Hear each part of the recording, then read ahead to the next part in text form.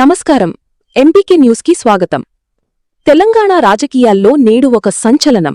రాబోయే ఎన్నికల నేపథ్యంలో టీఆర్ఎస్ పార్టీ తన ప్రతిష్టాత్మక పాంచజన్యం ప్రణాళికను ప్రకటించింది.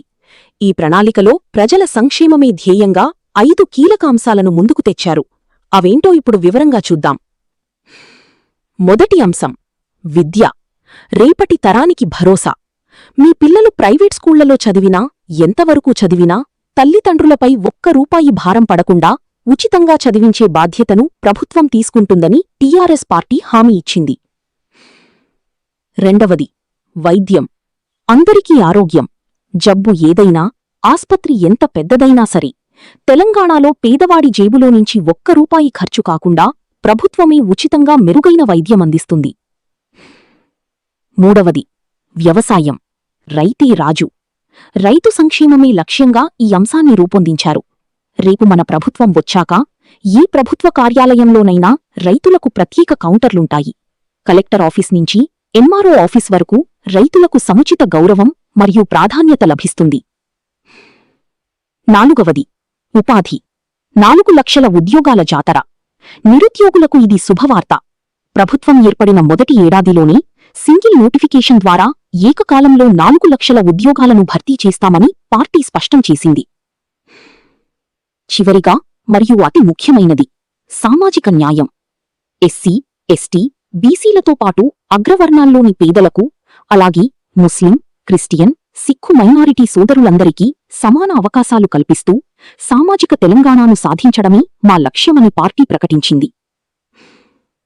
మరి ఈ 5 అస్త్రాలతో టీఆర్ఎస్ పార్టీ ప్రజల మనస్సులను ఎలా గెలుచుకుంటుందో వేచి చూడాలి. నిరంతర వార్తల కోసం చూస్తూనే ఉండండి ఎంబీకే న్యూస్. ఒక 5 అంశాలను ప్రధానంగా తీసుకుందాం. మొట్టమొదటిది విద్య.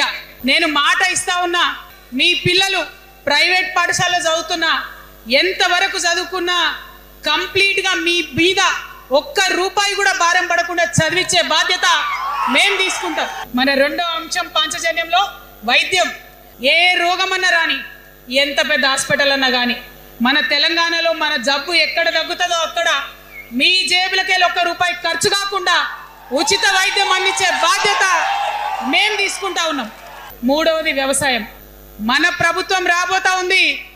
ఆ ప్రభుత్వంలో రైతే రాజు అనేటటువంటి నినాదాన్ని నిజం చేస్తాం. ప్రతి ఆఫీస్లో, అది ఎంఆర్ఓ ఆఫీస్ కానీ, కలెక్టర్ ఆఫీస్ కానీ, ప్రతి ప్రభుత్వ ఆఫీస్లో నేను రైతునని పోతే సపరేట్ కౌంటర్ ఉండాల్సిందే, కుర్చీ మీద కూసబెట్టాల్సిందే, మీకు పని చేసి పెట్టాల్సిందేనని ఈ సందర్భంగా నేను తెలియజేస్తా ఉన్నా.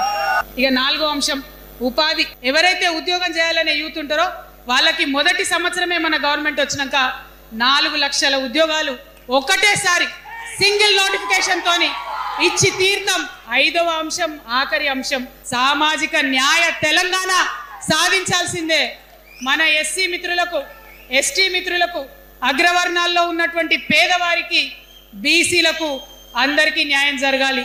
మా మైనారిటీ సోదరులు, మా ముస్లిమ్స్ కావచ్చు, క్రిస్టియన్స్ కావచ్చు, సిక్కులు కావచ్చు, అందరికీ కూడా న్యాయం జరగాలి.